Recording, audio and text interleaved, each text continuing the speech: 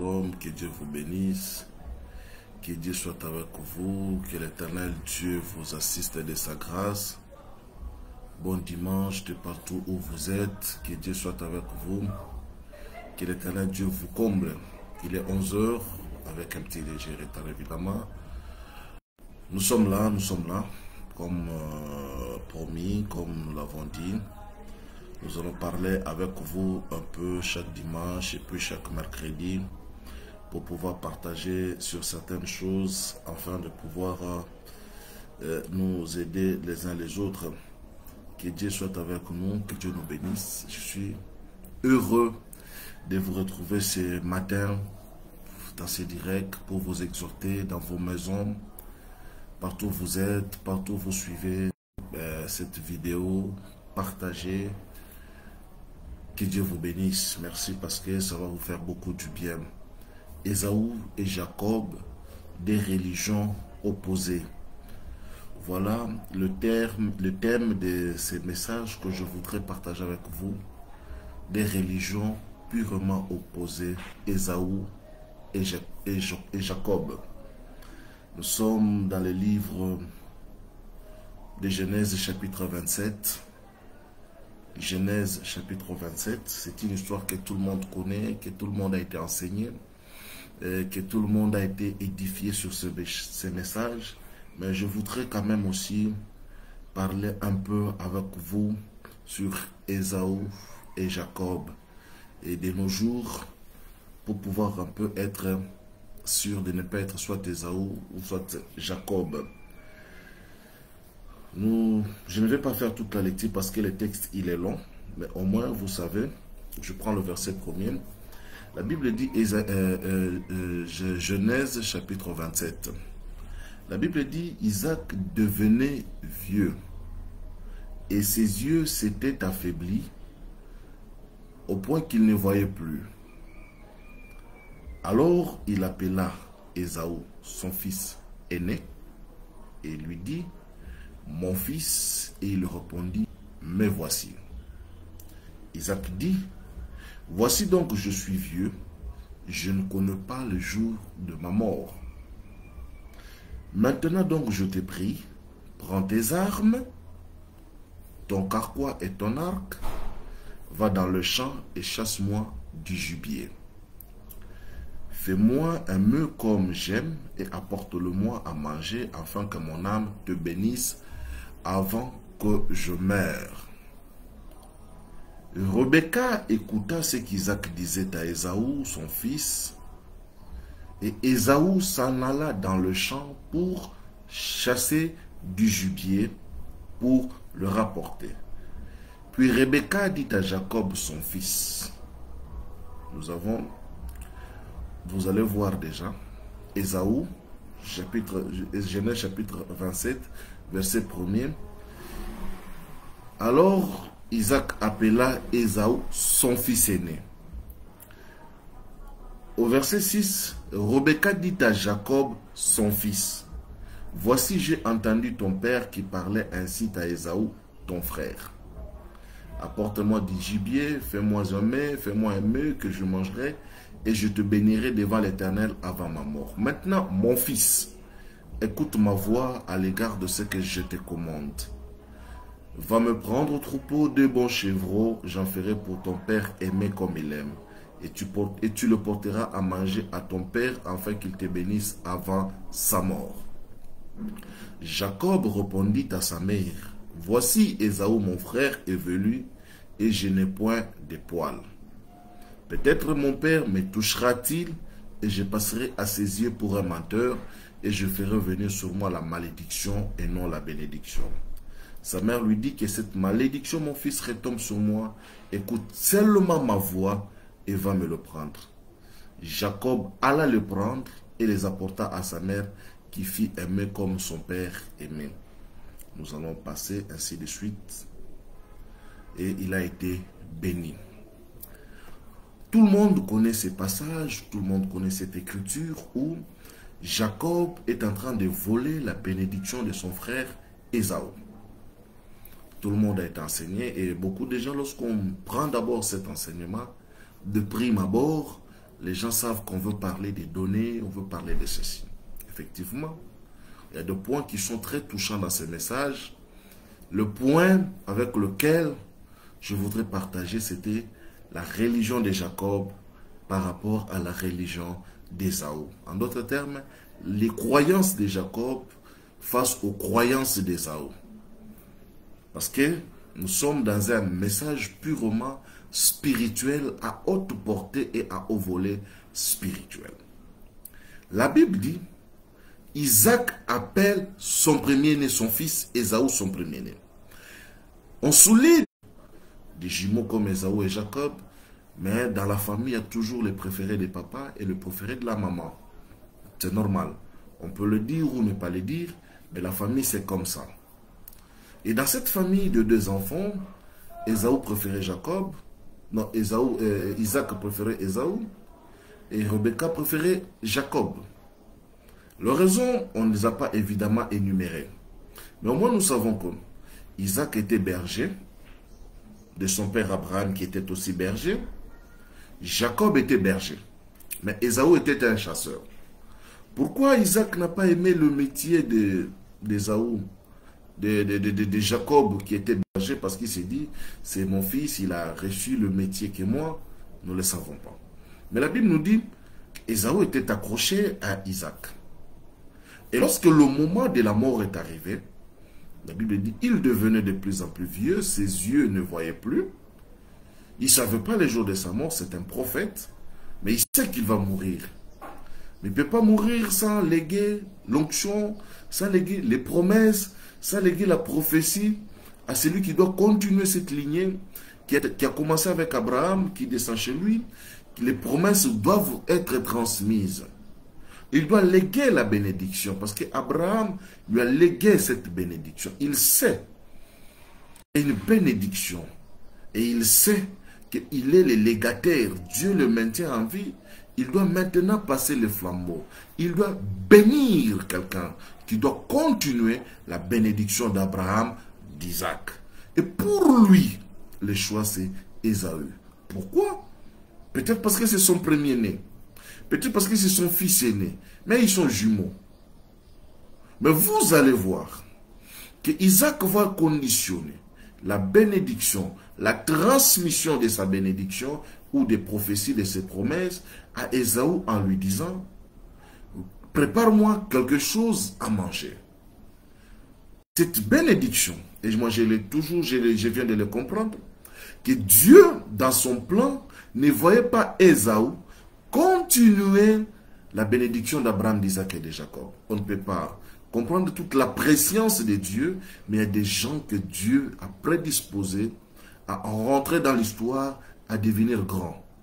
Et ces gens-là naissent normalement comme toutes les autres personnes, connaissent des événements comme toutes les autres personnes, mais néanmoins, les concours des circonstances font d'Isaac. Et il avait cette certitude qu'Isaac lui léguerait les promesses. Isaac lui donnerait la bénédiction. Ici, je voudrais dire une petite chose. Ne faites rien dans la vie si vous n'avez pas les bénédictions de ceux qui sont vos prédécesseurs.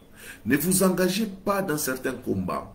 Ne faites pas du bruit devant certaines réalités de la vie lorsque vous êtes convaincu que ceux qui vous sont comme pères, comme aînés dans la foi, ne vous ont pas accordé les bénédictions nécessaires. Dans la vidéo précédente, lorsque je parle de David face à Goliath, vaincre les invaincus, je suis dans cette suite-là. Parce que je vais revenir sur l'histoire de David et Goliath. Lorsque je parle, je me suis arrêté sur un point que Samuel avait laissé Saül aller au combat. Saül n'a pas fait les efforts de chercher Samuel pour affronter Goliath. Je reviens dans cette histoire d'Ésaü et de Jacob, les 2 religions qui se sont opposées, pour t'amener à te faire comprendre qu'il y a des guerres que tu vaincras dans la vie, pas parce que tu es fort et tu es puissant, tout simplement parce qu'il y a l'onction d'un père, il y a l'onction d'un roi, il y a l'onction d'une personne supérieure qui te suit, il y a l'onction de celui qui est ton guide, qui est ton encadreur, qui te suit. Lorsque tu as cette assurance-là, que je ne suis pas seul, je suis avec les dieux de mon Père, laisse-moi te dire que la victoire sera certaine avec toi dans tous les combats que tu affronteras dans ta vie. Donc, Isaac veut mourir, mais il veut transférer ses bénédictions, son alliance. L'alliance qu'il a reçue de son père, Abraham, qui l'a conduit durant toute la vie, qui l'a conduit durant tout son ministère, il veut le transférer à Ésaü parce que son cœur aime Ésaü. Sauf seulement, Dieu dans sa préscience ne voyait pas Ésaü comme un patriarche. Oui, comme un clan, comme un père, comme une grande nation, mais Dieu n'avait pas besoin de continuer les alliances avec Ésaü. Dieu avait besoin de continuer les alliances avec Jacob. Mais Jacob n'a pas la prédominance. Jacob est le deuxième. La loi exigerait à ce que ce soit l'aîné. Effectivement, à cette époque-là, la loi n'est pas totalement établie. Lui-même, Isaac, est fils il est en deuxième position par rapport à Ismaël. Donc, sûrement, par rapport à Sarah, il est le premier, mais par rapport à Ismaël, il est deuxième. Mais sûrement, il se disait, il faudrait qu'il y ait une hiérarchie, un ordre établi. D'autre part, Isaac ayant grandi dans la bergerie, et a grandi avec les mets de son père, de la bergerie, depuis la maison d'Abraham, jusqu'à ce qu'il est devenu responsable. Il avait une joie énorme de voir que Ésaü rapportait des nouveautés dans la maison. Ésaü était un chasseur. Lorsqu'il partait à la chasse, il rapportait la viande de brousse et cela égayait le cœur d'Isaac. Et lorsqu'Isaac veut mourir, Isaac lui dit, apporte-moi à manger, je vais te bénir. Je ne suis pas encore arrivé sur cette étape des choses. Mais je vais tout simplement d'abord t'amener à comprendre. Isaac veut bénir Ésaü. Dieu ne donne aucune révélation à Isaac lui disant, ne bénis pas Ésaü parce que mon choix c'est Jacob. Dieu ne dit pas à David, vaincre les invaincus que j'ai enseigné le dimanche passé, la deuxième partie va venir.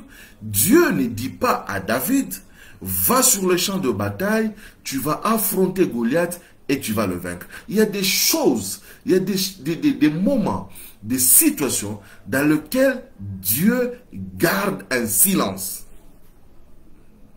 Mais il agit. Il fait le plan. Il trace les événements. Voilà pourquoi celui qui est appelé à la spiritualité doit être attentif aux événements, au concours des circonstances qui se passent dans sa vie. Celui qui est appelé à une forte spiritualité doit être alerté par tous les événements qui se passent, qui se déroulent dans sa vie. Parce que quand Dieu devient silencieux, c'est-à-dire qu'il est en train de travailler. Ainsi donc, Dieu ne parle pas à Isaac lui disant, Isaac transmet la bénédiction à Ésaü, à Jacob plutôt. Dieu ne lui donne pas cet ordre. Dieu reste silencieux. Pendant qu'Isaac dit à Ésaü, je veux te bénir, prépare-moi à manger.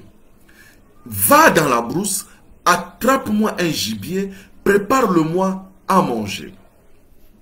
La Bible dit ceci, c'est ce qui me fait du bien dans ces versets.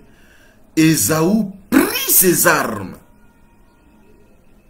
Il prit son arc, il prit son carquois, il prit son armure. Il s'est dit, je vais à la chasse.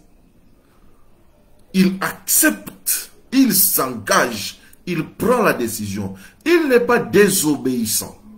C'est un fils qui a obéi à ce que son père lui dit. La Bible dit, enfants, obéissez à vos parents, selon le Seigneur. Lorsque Ésaü entend ce que les recommandations que son père donne, un bon caractéristique, je reviens sur vaincre les invaincus de David.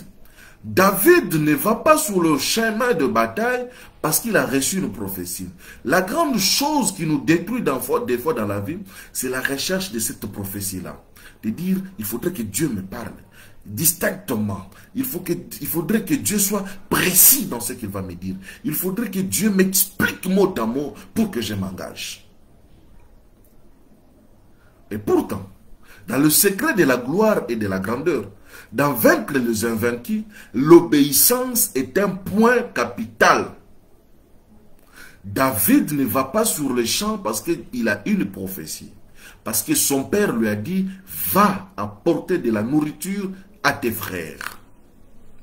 Isaac plutôt, appelle Ésaü et lui dit, Ésaü, attrape-moi un gibier, je veux manger.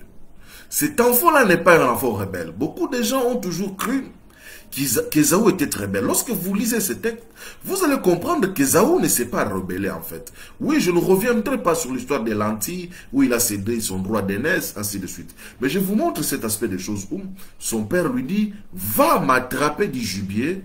Il obéit. Il prend ses armes. Il va. Il utilise son armure, ses éléments de chasse, il s'en va. L'obéissance que ces garçons avaient. Papa m'a dit, je m'en vais. Pendant qu'il s'en va, chercher de quoi nourrir son père. Un enfant disposé. Il n'a pas dit, papa bénis-moi et puis je veux partir. Il n'a pas avancé des raisons pour dire, papa, pour que j'attrape du gibier, j'ai besoin de ta bénédiction. Vous savez, mes chers amis, dans la réalité spirituelle, lorsqu'un enfant, lorsqu'un fils commence à vous donner des raisons pour faire quelque chose, commencez à vous éloigner de ces fils-là.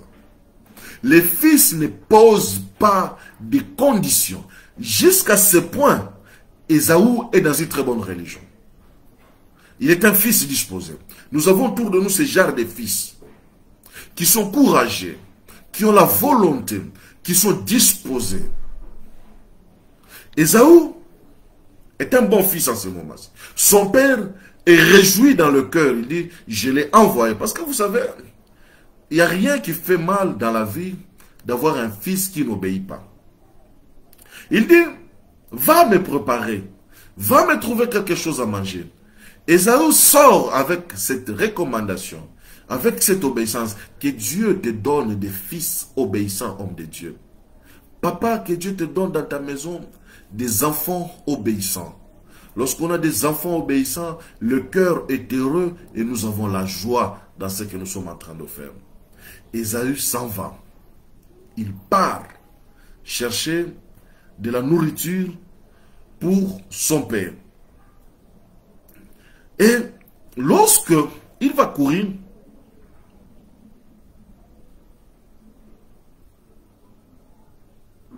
lorsqu'il va sortir,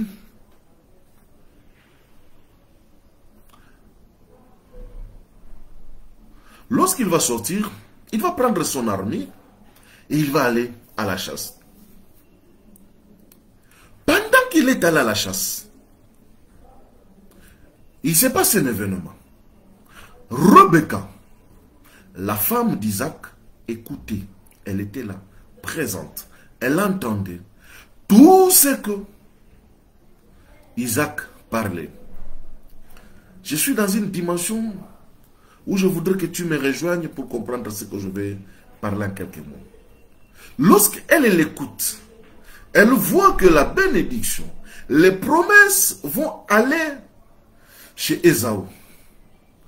Elle se dit, il faut que je fasse quelque chose.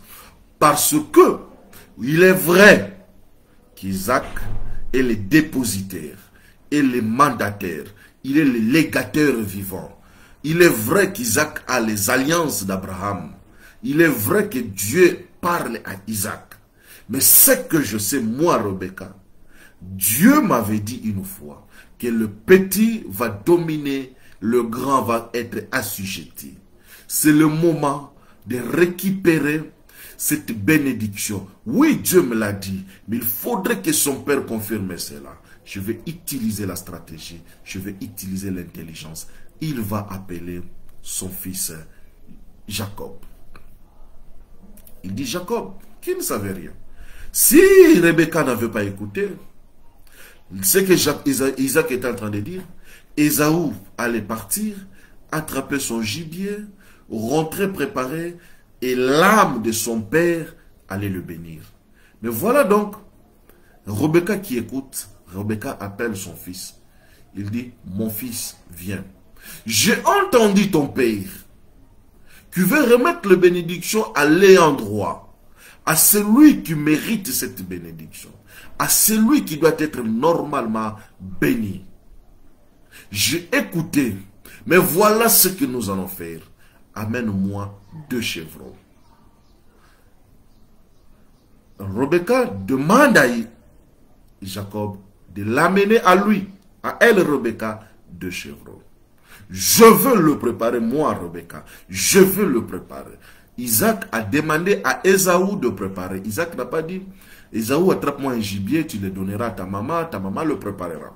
Isaac voulait traiter directement de père en fils.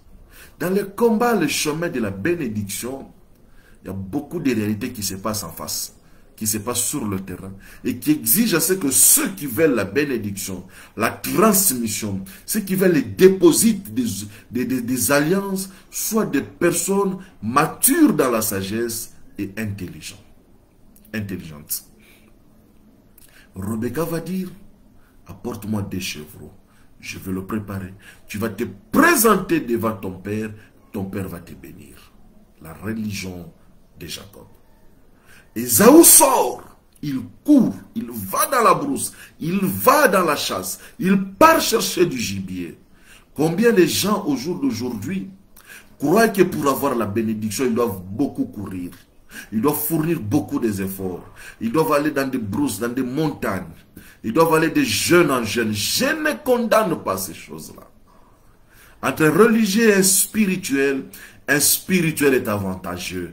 Pourquoi? Parce que le spirituel prend ce qui est autour de lui, il avance. Et le religieux va essayer de fournir des efforts pour croiser Dieu dans sa quête à lui.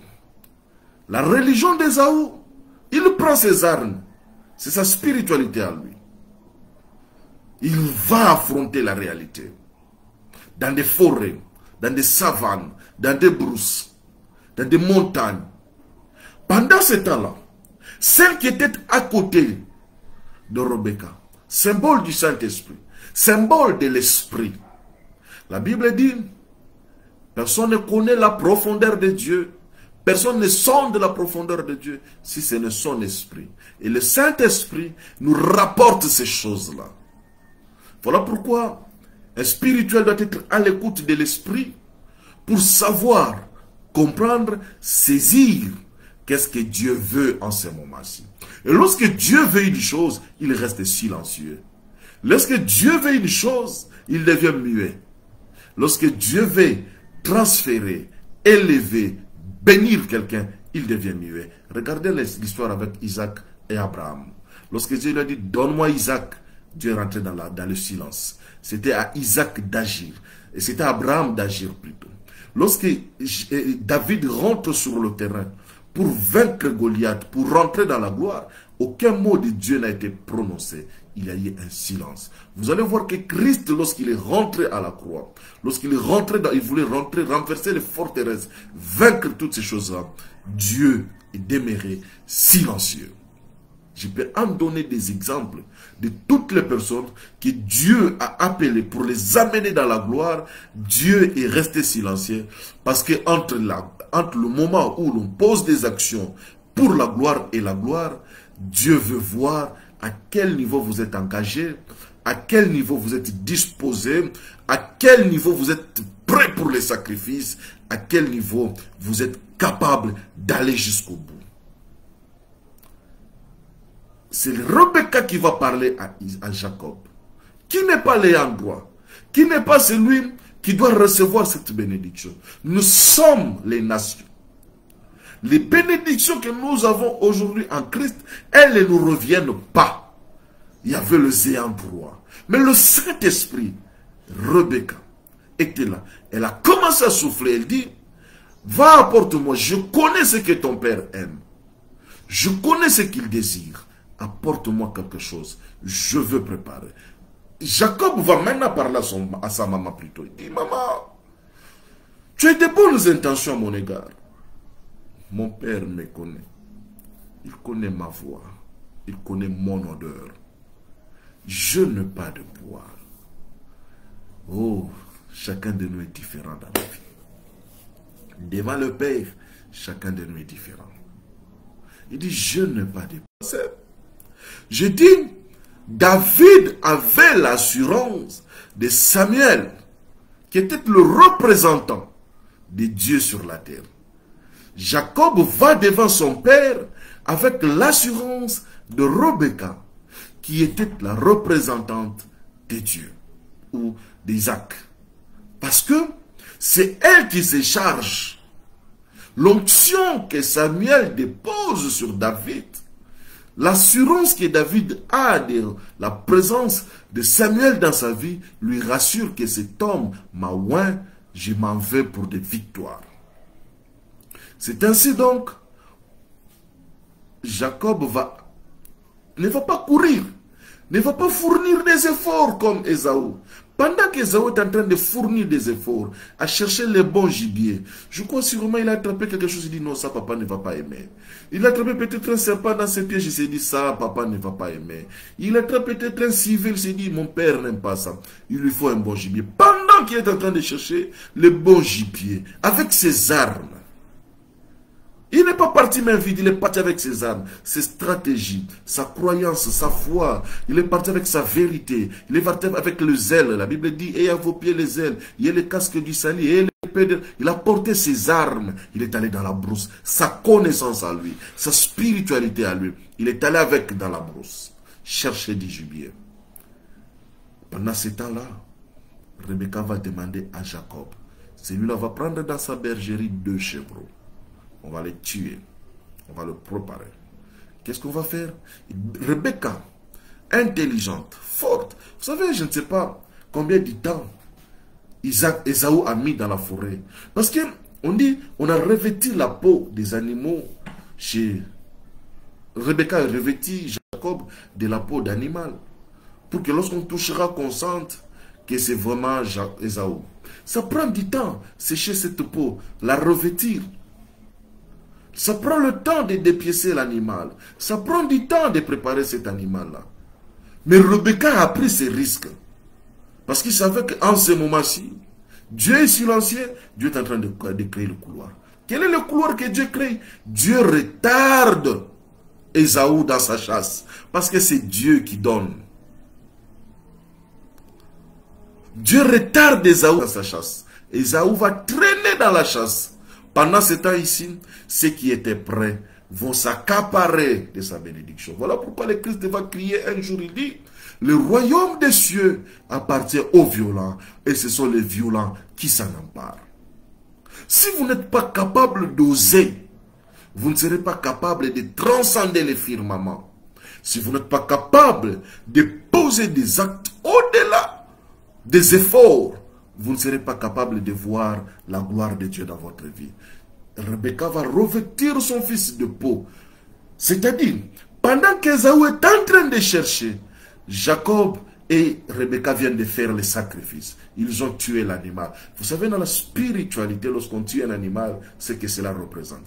Pendant qu'Ésaü est en train de pleurer, est en train d'être piqué par les insectes dans la brousse, est en train de piétiner les épines dans ses efforts, pendant qu'Ésaü est en train de chercher quel est le bon piège, pendant qu'Ésaü est en train de chercher qu'est-ce que je peux apporter de meilleur, Jacob a juste pris des chevreaux, on les a égorgés, les sang est versé. Avant qu'Ésaü n'attrape, Jacob a versé le sang. Substitution, remplacement. Un spirituel ne fait pas des efforts. Un spirituel se contente de ce qu'il a en main. Un spirituel se contente de ce qui est proche de lui. Qu'est-ce que tu as? Dieu dit à Moïse, qu'est-ce que tu as dans ta main? Il dit, j'ai un bâton. Un spirituel. C'est pourquoi on dit, c'est lui qui n'a pas. On va ôter même le peu qu'il croit avoir. C'est pourquoi Moïse va dire, on ne s'approchera pas le main vide. En fait, je t'amène dans une dimension de te faire comprendre que lorsque tu rentres dans les choses de l'esprit, il faut être disposé, il faut être disponible. N'utilise pas les mêmes méthodes que tout le monde. Lorsque David arrive sur le terrain, il arrive sur les champs de bataille, tout le monde, toute l'armée d'Israël avait des armes, des javelots, des lances et des carquois. Ils avaient leur armure. Saül a essayé de lui faire porter son armure. Il dit non, je n'en peux pas. Qu'est-ce que j'ai? Je suis habitué à manier la pierre et la fronde. Tu dois être spirituel. C'est quelqu'un qui doit avoir quelque chose dans sa main. Jésus-Christ dit, qu'est-ce que vous avez ici? Il dit, nous avons 5 pains et 2 poissons. On y va. Qu'est-ce que nous avons ici? Nous avons un petit garçon qui a 5 pains et 2 poissons. Faites asseoir les gens. C'est déjà bon, on y va. Donc nous allons partir. C'est ce que les apôtres proposaient.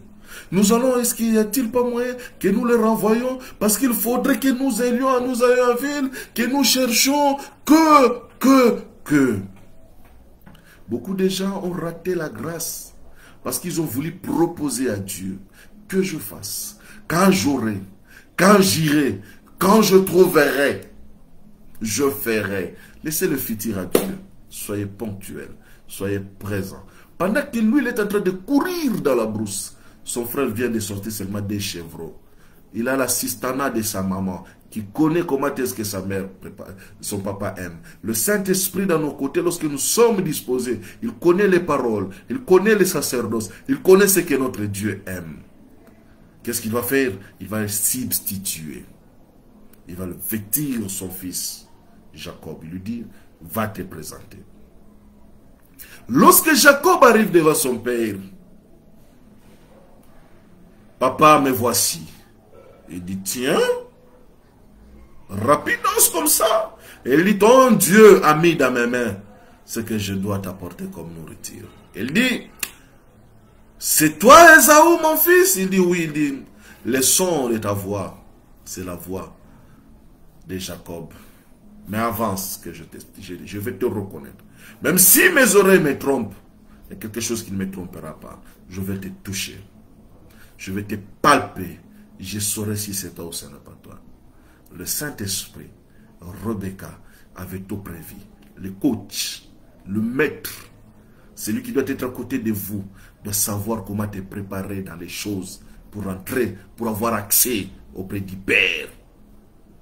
Lorsque Isaac va toucher, il dit, je sens l'odeur d'Ésaü, parce qu'il savait l'odeur des champs. Ésaü dégageait une certaine odeur. Il touche le poil, il dit, c'est lui mon fils. Mais il a un peu de doute à la voix. Il s'est dit, sûrement il a beaucoup couru. Au jour d'aujourd'hui, lorsque nous nous approchons de Dieu, avec notre voix humaine, pécheresse, notre nature, mais Dieu nous agrée à cause de ce sacrifice du Christ, parce que nous portons la peau du Christ. Lorsqu'Adam et Ève pêchent, Dieu tue un animal, revêtit Adam et Ève. Parce que dans la présence de Dieu, on doit avoir un revêtement.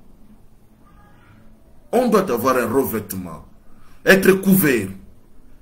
Mais comment être couvert si nous n'avons pas des gens, des personnes expérimentées, qui connaissent les pères, qui peuvent nous conduire, qui peuvent nous orienter, qui peuvent nous enseigner, qui peuvent nous montrer les choses à faire. Enlevez dans votre pensée la philosophie de croire que vous vous suffisiez à vous-même. Vous avez besoin de quelqu'un qui doit vous conduire sur ce chemin. Vous avez besoin de quelqu'un qui doit vous montrer la voie à suivre. Vous avez besoin de quelqu'un qui doit vous montrer le méandre. Nous avons échoué dans nos vies parce que nous avons cru que nous sommes capables de nous en sortir.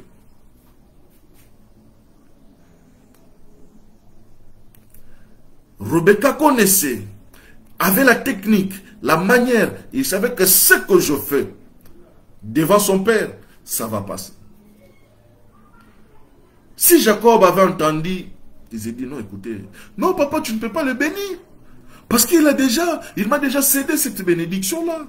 Il m'a déjà donné son droit d'aînesse. Non, il y a des moments où les réclamations ne servent absolument à rien. La religion. Jacob a écouté, Jacob a posé à sa maman, comment est-ce que nous allons faire? Il dit, voilà la procédure. Il dit, on y va. Le risque est dans la vie. Jacob n'a pas commencé à expliquer aussi à sa maman, maman, mais vraiment je ne comprends pas papa. Ésaü m'avait déjà cédé sa bénédiction le temps. La force d'un enfant dépend de l'obéissance qu'il a. Dans l'obéissance, il y a le laisser faire. Vous ne pouvez pas être fort spirituellement et avoir des explications à tout bout de champ. Les hommes spirituels sont les hommes d'action. Ici, je félicite Ésaü. Il est allé, il s'est battu. Combien de gens ont raté les bénédictions tout simplement? Parce qu'ils ont voulu faire plus. Parfois, on a besoin juste de ce qui est disposé. Regardez autour de vous. Qu'est-ce que vous pouvez faire? Vous ne pouvez pas affronter Goliath avec beaucoup d'efforts. Ayez la grâce de Dieu avec vous. Ayez le spirituel avec vous. Qu'est-ce que vous avez en votre disposition? Qu'est-ce que vous avez à main? Quel est l'élément qui est proche de vous? Quelle est l'offrande disponible que vous avez? Papa, quand j'aurai 5000, je ferai. Et quelqu'un qui se présente avec 500, il reçoit une bénédiction à laquelle toi tu t'attendais la recevoir quand tu aurais 5000. Beaucoup de gens sont dans cette religion d'Ésaü, la religion des efforts et des explications. Il se retire seul. Il va, je vais me battre. Je suis un homme, je suis une femme battante. Je suis ceci, je suis capable. Il va. Celui-ci qui ne savait absolument rien, mais qui avait un coach, un mentor, qui reçoit l'orientation, qui obéit. Non, maman, attendez que Dieu me parle aussi, que Dieu me convainc. À l'homme, Dieu n'a pas donné beaucoup de choses. À l'homme, Dieu lui a donné l'instant présent. Voilà pourquoi la Bible dit, ne remets pas à demain ce que tu peux faire aujourd'hui. Voilà pourquoi tu dois faire un effort. À ce que si tu veux poser des actes, si tous ce sont des bons actes, des bonnes actions, ne le remets pas à demain. Lorsque tu entends qu'on parle, lorsqu'il y a un besoin, lorsqu'il y a une nécessité, lorsqu'il y a quelque chose qui se présente, dans votre église, dans votre communauté, dans votre congrégation, n'attends pas demain. Fais-le maintenant. Avec ce que tu as.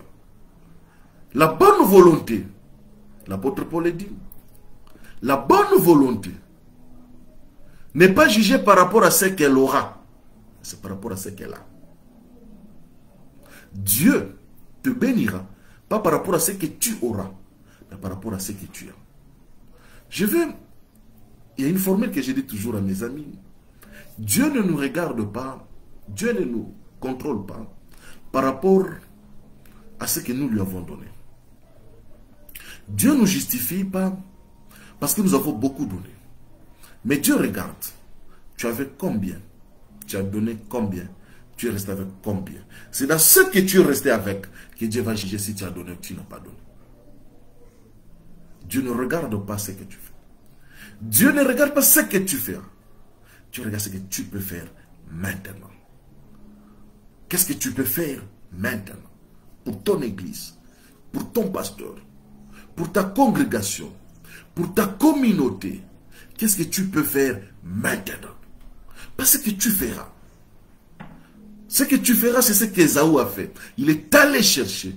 Pendant ce temps, Jacob a juste pris ce qu'il avait de disponible. Et Dieu a ouvert les couloirs. Lorsqu'il est rentré, son père a mangé. Son père l'a béni. Il est sorti. Ésaü est revenu. Il a préparé. Il est rentré devant son père. Il dit, papa, je suis là. En parlant seulement, son père s'est rendu compte. Il dit, j'ai déjà mangé. Retard. Dans la vie, il n'y a pas de retard. Ésaü était arrivé en retard. Non, je ne suis pas pressé dans la vie. Jacob était pressé. Je ne fais pas la course avec quelqu'un. Jacob savait qu'Ésaü est parti. Il peut revenir incessamment. Je dois le faire rapidement. La religion, la spiritualité C'est une pratique qui te poussera à comprendre que je suis obligé de travailler avec ce que je. Je ne donne pas le temps parce que je ne sais pas ce que demain me réserve. Ce que je vais faire aujourd'hui, je le fais. Ce dont je dois engager aujourd'hui, je les engage. Ah bon, aujourd'hui je suis un peu fatigué, je ferai demain. C'est la plus grosse erreur que beaucoup de gens font, que beaucoup de gens commettent en repoussant ce qu'ils sont capables de faire aujourd'hui. En voulant que Dieu le comprenne, que le pasteur le comprenne, que les prophètes le comprennent, que celui qui les encadre les comprenne. Dans la spiritualité, on ne donne pas des explications. On pose des actes. On prend le risque de s'approcher, de s'avancer. Nous prenons aujourd'hui les risques de nous approcher devant Dieu parce que nous sommes couverts par Jésus-Christ, le Yehoshua Amashia. Que Dieu vous bénisse. Que Dieu soit avec vous. Ce ne sont que de premières parties. Il y aura des secondes, des secondes. Nous allons avancer ainsi. La prochaine vidéo, ce sera le mercredi, si je ne me trompe pas. Et puis dimanche. Que Dieu vous bénisse dans vos maisons. Merci de m'avoir suivi. Merci d'avoir partagé. Merci d'avoir fait ce que vous faites. Que la grâce de Dieu soit dans vos maisons. Vous pouvez nous joindre sur Samir TV, sur YouTube, SAMMYRE-TV, Samir TV.